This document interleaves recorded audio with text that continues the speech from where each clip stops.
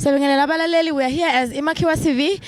We are here with Meral Cup 2024 and njengamanje we are about to interview Casper naye who is a legend yakhona khona la kwi Meral Cup. Sibingelela bandla eninjani? Ngiyaphila njani sisi wami? Hayi sikhona bandla bengicela ukuthi introduce and bengicela ukubuza ukuthi what does Meral Cup mean to you? Iyini kuwena and uyiqale nini Meral Cup because ngizwile ukuthi nawe you waphuma kuyona. Yeah, hayi igama lami mina nguCasper.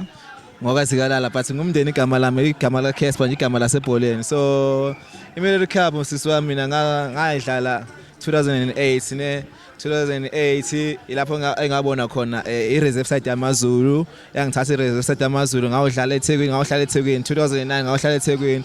So lama games akanjena ama games engicabanga ukuthi iyouth yasebaqolisini iyouth yala eFriday ngicabanga ukuthi iwona ama games ezowasiza kakhulu because nami ngaze ngadlala professional nje iwona lama game la bengawathathi kancane so because nami angizange ngiwathathe kancane because thina sikude neTheku sikude neGoli so but maqhamuka ama chances kanjena and then abaphathi abaqolusi umasipala wabaqolusi mawuveza ama chances kanjena kufanele bayathathe bewabambe ngezandla zoyithu so nje lama games la ama game amakhulu siswami hayi indaba yokudlala.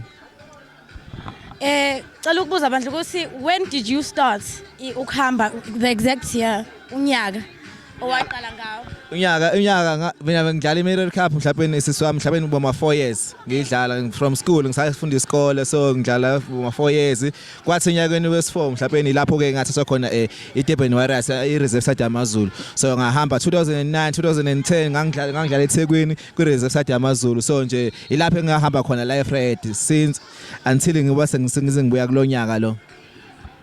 Cela ukubuza ukuthi lithini isasasa nenjabulo njengoba ubona abanye abantu abasha who are actually part of the experience. How do you feel about that? Yazi siswami into engifisa kakhulu ukuthi mhlawumbe thina sabe nelucky thina ngokuthi thina sasithi mazidlala kulandwa ama scouters ama team so ngiyafisa nami ukuthi ebaqolusini njengamanje njengoba kuzodlalwa sekuzobe sekudlala omasipala bebonke ukuthi mhlawumbe kube khona ama scouters because mawuthatha ukubheka la ikusasa likhulu kakhulu abafana abanetalent elikhulu kakhulu so kufanele ukuthi abafana besuke la eFred and then bayodlala kwezinye indawo ezinkulu kakhulu njengamanje sekulula njengamanje ukuvela professional khona uMDC so kulula ukuthi ungadlala kuMDC so nje ilokho engicelayo kumasipala wangakithi ukuthi usilandele abantu abazokwazi ukuthatha izintwana beyibonise imhlaba wonke yabona leyo nto le yeah.